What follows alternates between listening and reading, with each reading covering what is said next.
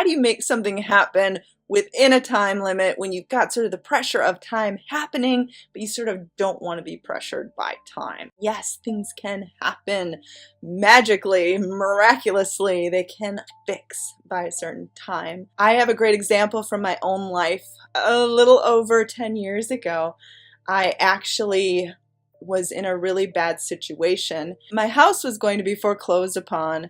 I was living in Florida at the time, and I had a beautiful house that actually had suffered a lot of damage from the hurricanes of 2004. In 2004, there were 3 hurricanes that hit: Charlie, Francis, and Jean, and my house, unfortunately, was near the beach side, my little A-frame house that I loved very much, and it suffered a lot of damage, and I suffered a lot of financial hardships, and unfortunately, my house was going to be foreclosed upon. At that time, I took up a job, temporary job in California, and I ended up getting stranded out there and with no way to get back.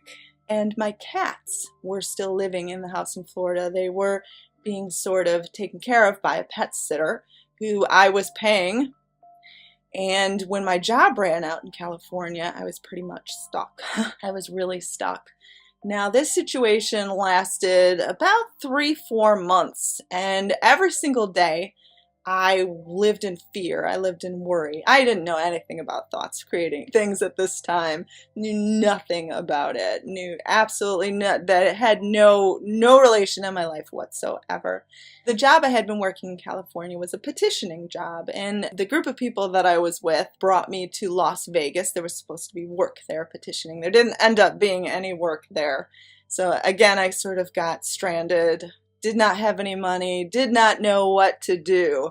I ended up getting a job as a waitress, temporarily, quickly, at the Outback Steakhouse. I think it was across from Caesar's Palace, maybe. I just know it was the busiest Outback Steakhouse in the country.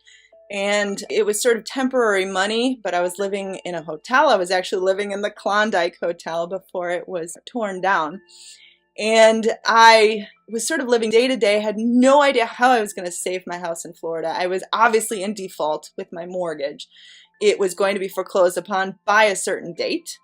Didn't know what I was going to do. I was making barely enough money to survive. I actually stopped paying the pet sitter because I didn't have the money. She was actually kind enough to still continue to care for my cats, sort of under the agreement that I would pay her when I was financially able to. Now, obviously, this story has a happy ending, so she was a genuinely kind person who I will be forever grateful to, forever for my life. But back to the story. So I'm living in Las Vegas. How do I fix this? How does this get fixed? Mind you, I was crying every single day.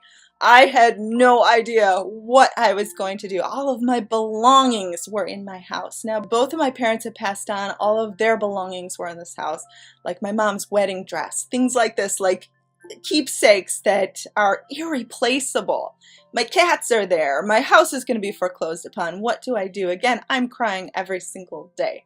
Something inside of me, though, just in my heart, I just felt like everything was going to be okay. Somehow everything is going to be okay. But I was crying every single day. So it is proof that you do not have to be in a happy state of mind in order to fix something. You just have to sort of have this strong belief.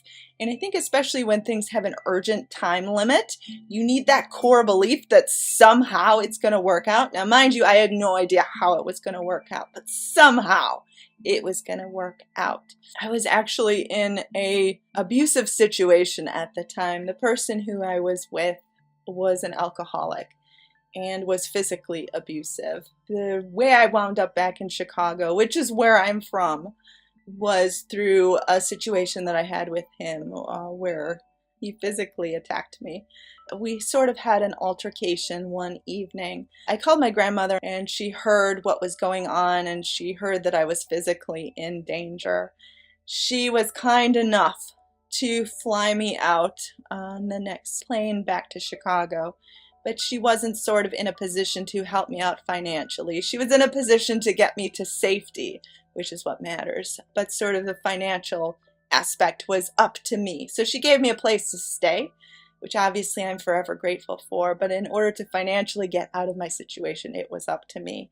So I sort of needed to find a job ASAP. I needed to somehow get my cats out of that house and sort of save my house from foreclosure. How did I do that? How is I going to fix that in a very time-sensitive nature? How on earth does this happen? I got to Chicago. I was obviously very upset over what had just gone on. I needed to sort of keep my cool, somehow keep my eye on the prize. So every single day I would sort of envision myself returning home to see my cats, who I had not seen in months at this time. Returning home to all of my belongings. Through my tears, mind you, again, I cried a lot. I would sort of picture myself with my belongings and returning home and sort of living for that day. At first, when I got to Chicago, I really struck out. Like, I could not find a job for the life of me. I was just looking for a waitress job, nothing fancy. The Outback Steakhouse there was not like a busy Outback like the one in Las Vegas. No one was hiring. I went downtown and literally it was just like a brick wall.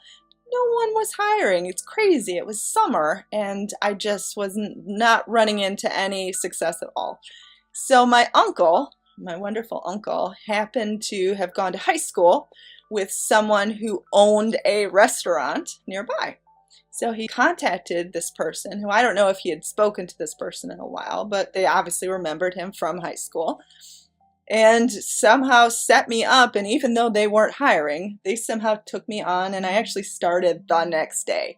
Now, for all of you who know about waitressing, or maybe you've waitressed before in the past, the beautiful thing about waitressing is that you get to make cash daily. So if you need money in a pinch, you can make it, provided you have the opportunity. So I got this job at this beer garden, and I had to train the first few days. Obviously, you follow around someone else. So I didn't really make any money first 3 days. But after that, I was able to start making money. Now, I was smart. I decided to pick up every possible shift I could. Now, I ended up making about $14,000 in, I think, 2 months' time. I just kept getting tips and working as many hours as I possibly could. Picking up tables when someone else is tired and they want to go home early, you pick them up and you just sort of cover for them for the rest of the night.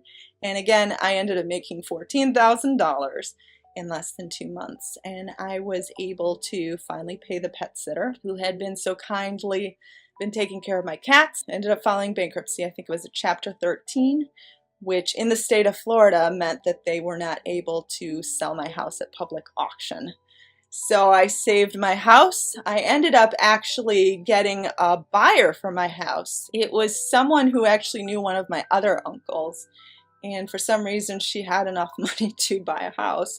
Not even really sure where she came from, but she bought it through a short sale because obviously it was no longer worth what I had originally purchased it for because of the damage from the hurricanes. But she was able to purchase it from me, so I didn't have a foreclosure on my record. And I was able to fly home to my cats. I still remember the first night back with them. My little black cat, Murrin, she put her paw in my hand. She sort of said it's okay. She was so happy to see me. Was not actually intending to tell this story. After I read this question, I thought, well, this is perfect.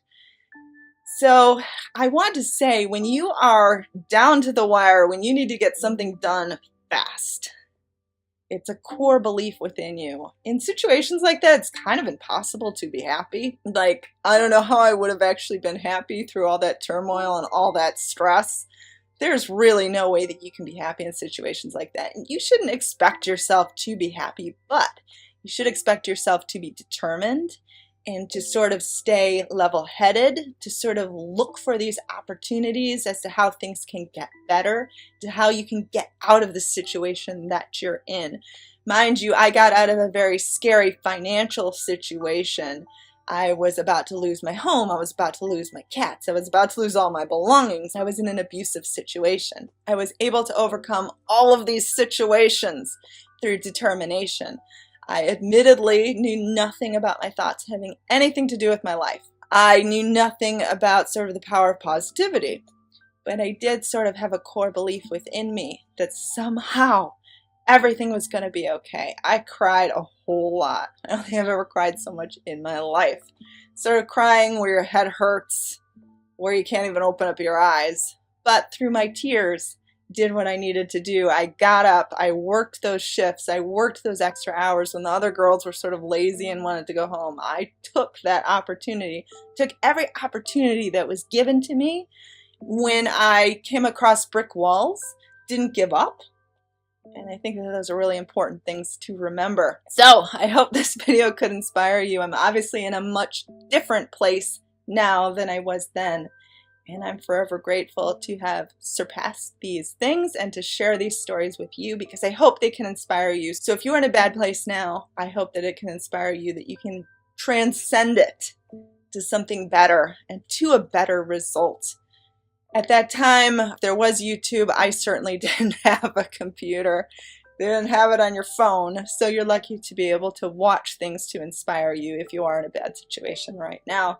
You do at least have your phone to watch things. But I do want to say that it can be done, and thank you to this person that asked this question. I hope that this could help.